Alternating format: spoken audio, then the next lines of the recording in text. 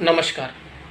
7 सितंबर 2025 को चंद्र ग्रहण और पूर्ण चंद्र ग्रहण लगने जा रहा है। यह एक महत्वपूर्ण खगोलीय घटना है और इस बार का जो चंद्र ग्रहण है वो भारतीय समय अनुसार रात्रि 9:58 पर लगेगा और जो पूर्ण मोक्ष काल है वो 1:16 तक है।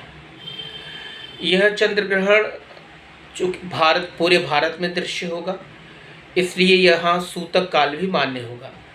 चंद्रमा के ग्रहण के ऊपर 9 घंटे का सूतक काल मान्य होता है। यह सूतक काल लगभग 12:58 से दोपहर के आरंभ हो जाएगा और रात्रि चंद्र ग्रहण के पूर्ण होने के बाद लगभग 1:16 के पश्चात यह सूतक काल समाप्त होगा। यह चंद्र ग्रहण पूर्ण चंद्र ग्रहण है और चूँकि इस सदी का ये दूसरा बड़ा चंद्र ग्रहण है। इसके पूर्व इस तरह का चंद्र ग्रहण 2018 में लगा था। इस चंद्र ग्रहण के कई सारे प्रभाव देखने को मिलेंगे। जिन लोगों की कुंडली में चंद्रमा की महादशा चल रही होगी या चंद्रमा की अंतर्दशा चल रही होगी, वो लोग काफ़ी हद तक इससे प्रभावित होंगे। यहाँ तक कि जिन लोगों की कुंडली में के कारक चंद्रमा होंगे, जैसे जिनकी राशि कर्क होगी या जो कर्क लग्न के व्यक्ति होंगे, उनके लिए भी ये विशेष प्रभावशाली होने वाला है। जैसे कि चंद्रमा प्रभावित हो रहा है तो 3 चीज़ें स्वतः प्रभावित हो जाएंगी।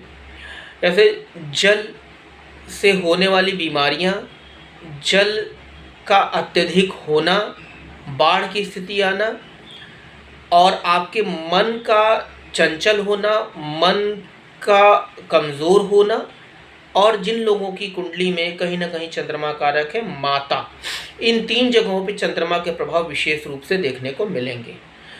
यह चंद्र ग्रहण अपने आप में महत्वपूर्ण इसलिए है क्योंकि यह चंद्र ग्रहण पूर्ण होने के साथ साथ एक लंबी अवधि के लिए है। तो जब भी कोई ग्रहण लगता है तो उसका जो इफ़ेक्ट होता है वो लगभग 15 दिन बाद तक रहता है। खासकर इस चंद्र ग्रहण का इफ़ेक्ट अमावस्या तक रहेगा। तो इसमें सावधानी क्या बरतनी है? एक तो यदि आपका मन बहुत ज़्यादा किसी बात को लेकर चिंतित हो या आप नेगेटिव फील करें तो उसको आपको यह समझकर टाल देना है कि यह वक्त का असर है। दूसरा, भगवान शिव की पूजा, चंद्रमा के मंत्रों का जाप, मेडिटेशन, ये सारी चीज़ें काफ़ी लाभदायक होंगी। अधिक मात्रा में पानी का सेवन करना, ये सारी चीज़ें आपके लिए फ़ायदेमंद होंगी। ये जो चंद्र ग्रहण है इसका जो प्रभाव है वो जैसे मेष राशि वालों के लिए 4थे भाव के कारक है और एकादश भाव में ये ग्रहण लग रहा है।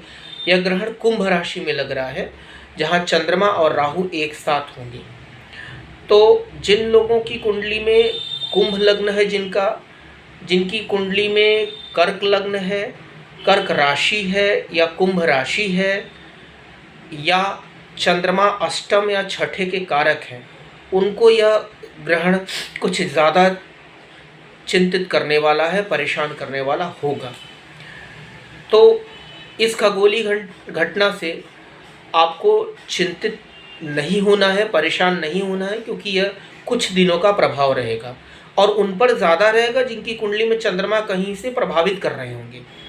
दशा में, अंतर्दशा में, प्रत्यंतर दशा में कहीं चंद्र राहु की युति होगी अगर आपकी ठोस कुंडली में, जन्म की कुंडली में, तो भी यह प्रभाव बहुत देखने को मिलेगा।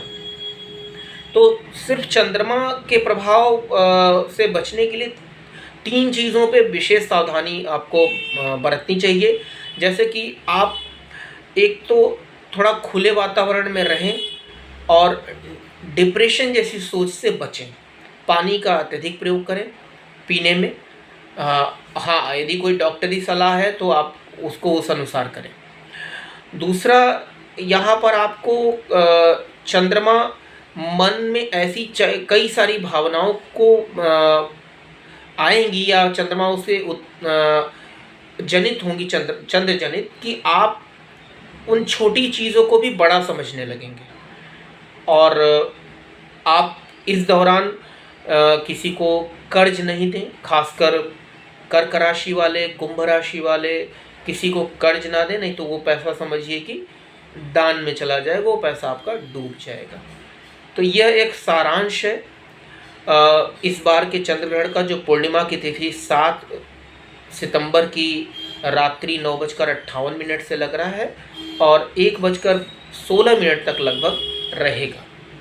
यह चंद्र ग्रहण कहीं ना कहीं, ग्रहण अपने आप में अच्छा नहीं होता है, तो नेगेटिव चीज़ों को जन्म दे सकता है आपके मन में, और पानी वाली चीज़ों से, पानी जनित बीमारियां जो होती हैं, जैसे टाइफाइड इत्यादि हो गया, या लीवर से जनित समस्या, ये चंद्रमा बढ़ा सकता है यदि कुंडली में कहीं चंद्रमा आपके रोग भाव के कारक हुए तो। आशा है कि आपको जानकारी ठीक लगी होगी। हाँ, इतना मैं सबको बताना चाहूँगा कि यदि आप कहीं से भी परेशान हो रहे हैं तो आपको जिस दिन पूर्णिमा की तिथि है, भगवान शिव के मंत्र का जाप करना चाहिए। घर में ही बैठ के करें, क्योंकि मंदिर इत्यादि तो बंद रहेंगे सूतक काल में। घर में चंद्रमा के मंत्रों का जाप करें, भगवान शिव का जाप करें और मेडिटेशन करें। इससे आपको काफ़ी हद तक लाभ होगा और चंद्रमा के आप दुष्प्रभाव से बच पाएंगे।